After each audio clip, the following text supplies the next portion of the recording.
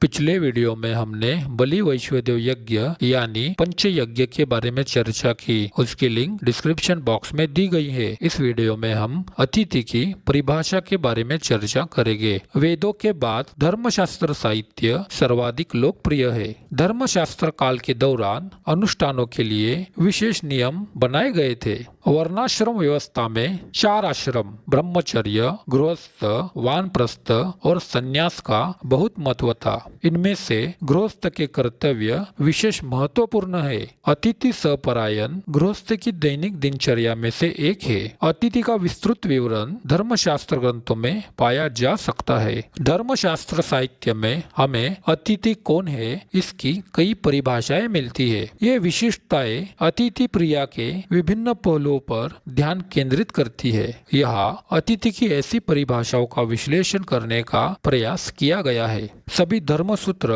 और धर्मशास्त्र अतिथि की विशेषताओं को स्पष्ट रूप से परिभाषित करते हैं। अतिथि की परिभाषा सभी धर्मशास्त्रों में लगभग एक जैसी है। गौतम धर्मसूत्र के अनुसार दूसरे गांव का एक व्यक्ति जो पेड़ों के पीछे सूरज डूबने के समय आता है और केवल एक रात बिताता है वह अतिथि है। इस प्रकार जो व्यक्ति सूर्यास्त के समय या उसके तुरंत बाद आता है उसे अतिथि माना जाता है, क्योंकि उसके पास रहने के लिए कोई अन्य विशेष स्थान नहीं होता है। शाम को आने वाले अतिथियों को अधिक महत्व दिया गया है। इसी प्रकार एक ही गांव के लोगों को अतिथि नहीं माना जाता है। इसे इस तथ्य के प्रकाश में समझाया जा सकता है कि वह समय कम परिवहन सुविधाओं वाला था और इस प्रकार जो लोग शाम के समय एक स्थान से दूसरे स्थान तक यात्रा करते थे उन्हें ठहरने के लिए स्थानों की आवश्यकता होती थी। चूंकि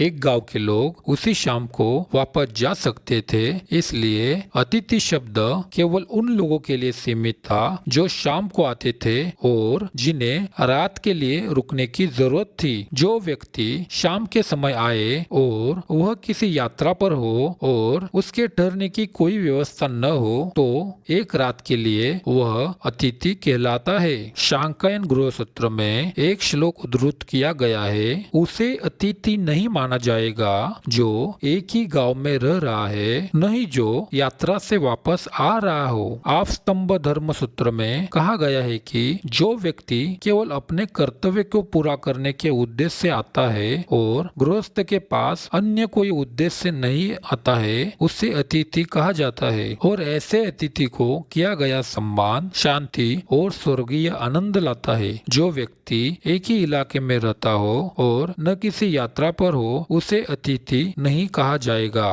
पहले जमाने में साधु सन्यासी गृहस्थ लोगों का कल्याण करने के लिए घरों में भिक्षा मांगते थे और उन्हें अध्यात्म का मार्गदर्शन करते थे। उन तेजस्वी साधु और सन्यासियों के दर्शन से ही गृहस्थ का कल्याण होता था। जैसे सुखदेव गोस्वामी जिन्होंने परीक्षित महाराज को भागवतम सुनाया, वह केवल एक गिलास गाय के दूध की भिक्षा लेते थे, लेकिन अभी ऐसे तेजस्वी साधु और सन्यासियों का दर्शन दुर्लभ है। जो भी इनके वेश में घूमने वाले हैं वह ज्यादातर ढोंगी ही मिलेंगे। वशिष्ठ धर्म सूत्र के अनुसार जो ब्राह्मण परंपरा के अनुसार एक रात बिताता है उसे अतिथि कहा जाता है। उन्हें अतिथि कहा जाता है क्योंकि उनका प्रवास संक्षिप्त होता है। एक ब्राह्मण जो उसी गांव में रहता है या किसी सामाजिक दौरे के लिए आता है उसे अतिथि नहीं माना जाता है। एक रात्रम तु निवासन अतिथि ब्राह्मण सुनुत अनित्यम ही स्थितो यस्माद् अस्माद् अतिरुच्यते।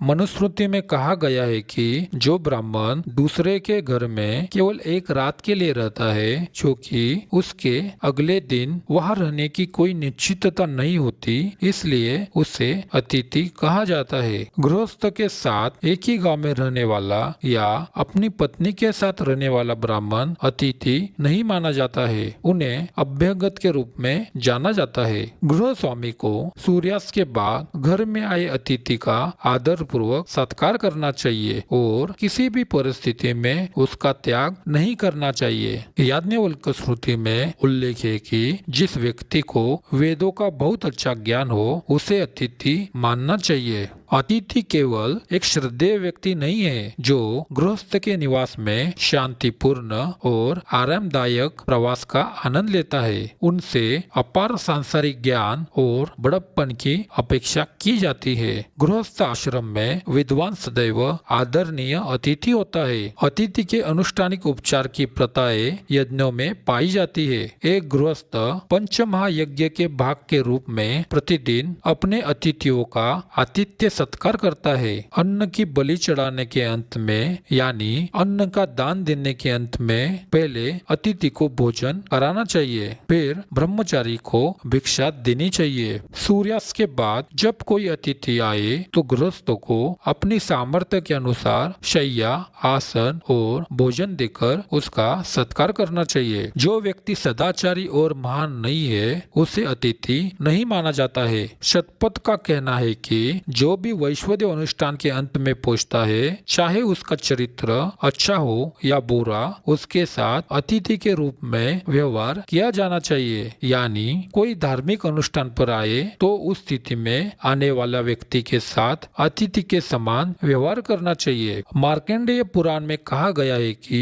गृहस्थ को निम्नलिखित को अतिथि नहीं मानना चाहिए: एक मित्र, एक साथी ग्रामीण और जो अज्ञात परिवार से संबंधित है। विष्णु पुराण इस दृष्टिकोण की पुष्टि करता है। ऊपरी स्पष्टीकरण से हमें यह समझना चाहिए कि अतिथि किसे नहीं मानना चाहिए। एक इलाके या गांव में रहने वाला मित्र या संबंधी व्यक्ति को अतिथि नहीं मानना चाहिए। जिस व्यक्ति के बारे में कोई भी जानकारी न हो उसे अतिथि नहीं मानना चाहिए। व्यसनी यानी शराब आदि व्यसन करने वाला, दुराचारी, कामी, दुष्ट आचरण वाला व्यक्ति को अतिथि नहीं मानना चाहिए। जो व्यक्ति कोई धार्मिक या आवश्यक यात्रा पर न हो, जो बिना किसी योग्य उद्देश्य से केवल अपना समय काटने के लिए और मुक्त का भोजन पाने के लिए घूमता हो, वह अतिथि नहीं माना जाएगा। इस प्रकार हमें समझना चाहिए कि जिसके आगमन की कोई नियत यानी निश्चित तिथि न हो और स्थिति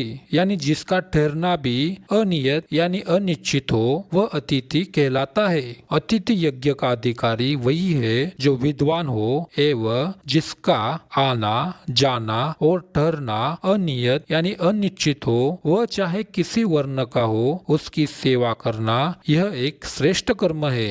इस तरह से हमने अतिथि की परिभाषा के बारे में चर्चा की। ऐसी और अधिक जानकारी पाने के लिए हमारे चैनल को जरूर सब्सक्राइब करें। धन्यवाद।